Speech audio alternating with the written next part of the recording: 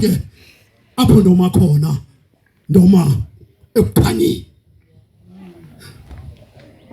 uThixo ka elungisa ihlabathi athi umbhali kwakumnyama enzonzobile waqala uThixo xa ethetha wathi makubekho ukukhanya wakabe uThixo kuthiwa lathi nakuthetha ilizwi likaThixo kwavela ukukhanya kwaqala kwakhona amagama amabini kwakhona imini kwakhona ubusuku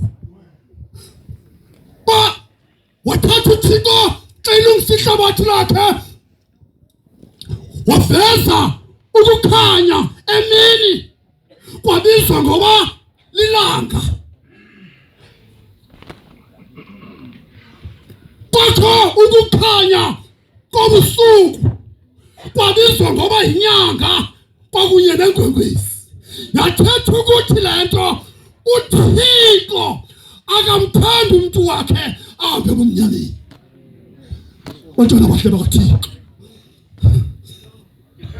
akathandi hlobo sami esithanda uThixo kuthi noma yena sesikhubela ebumnyameni noma kukhona ubusuku kodwa inyanga ilayite nenkwenkwezi bantwana bakaThixo xa bethanda uThixo abantu uThixo wezisa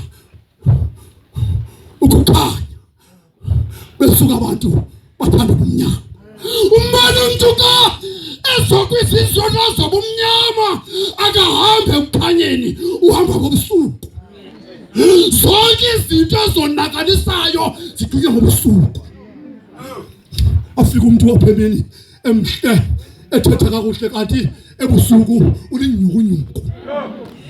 ulinyukunyuku bantwana bahle abathanda uThixo uMosisi bantwana bahle bakaThixo ezosuswa ebumnyameni bobugebenga ezosuswa ebumnyameni benkohlakalo uThixo wahamba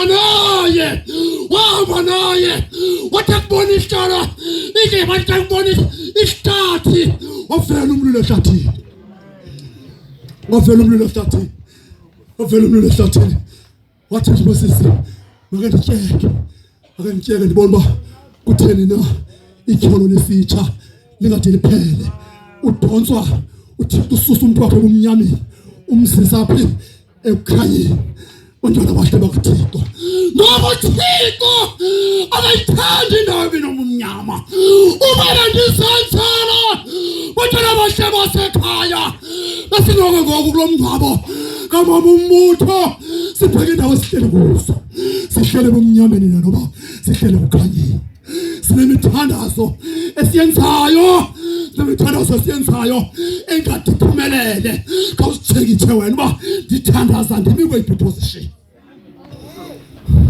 ngoba ungathandaza kanti into ilapha kuwe uthi usole nabantu bandiphendulwa kanti uthandaza uphi usebumnyameni khona ingoma yama wesile ndiyithandayo andikake nivume nina okutheni uThixo haleluya okutheni uThixo usebumnyameni okutheni uThixo usezingozini kulapha imfama semfumfuthelisa khona lo muntu okutheni uThixo usawayela nasemngcuyeni akukho ungcwele nasenhlizweni yakhe ngoba uhlele bomntamini ngicela basha bathanda uThixo ngomfakhethe ngaye kanti khawuleza uThixo akubona umuntu wakhe athi umuntu wasekhaya wabaluluntu lonke luhlele lishweni nemiphefumulo yonke ihlele ezingozini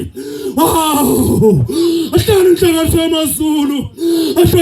yamazulu sawuthuma banina ukuzaze balukhanyisa emhlabeni kuthiwa ngekhohlakalo yomntwana nguye ngaqubuthi inkosi zabheka phansi ngoba ukhohlakala umuntu wasemhlabeni Angathi akuhlekisa kade akathethi lotho.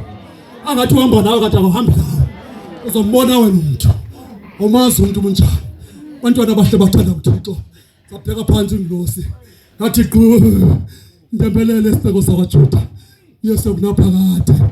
Yesu kunaphakade kaThixo. Yehova wasemandulo. Sesenguye namhlanje. Jehova wasemandulo.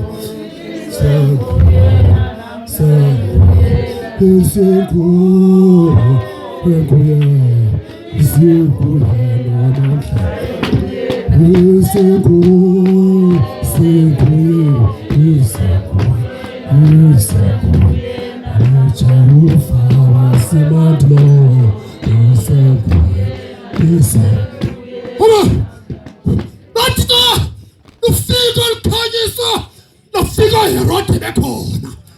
Kaluzolayita. Ewe seyiphumile ingosi yabaThixo.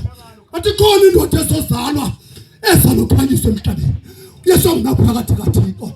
Wathumela uHerode nenhliziyo embi izawusalelwa phi? Wasikuthixo abanedaka nomuntu wakhe. Abanedaka oba uThixo xa embizile umuntu wakhe akekho nokufa. Kathanda ubungubani uthi uThixo ndiyakuthuma.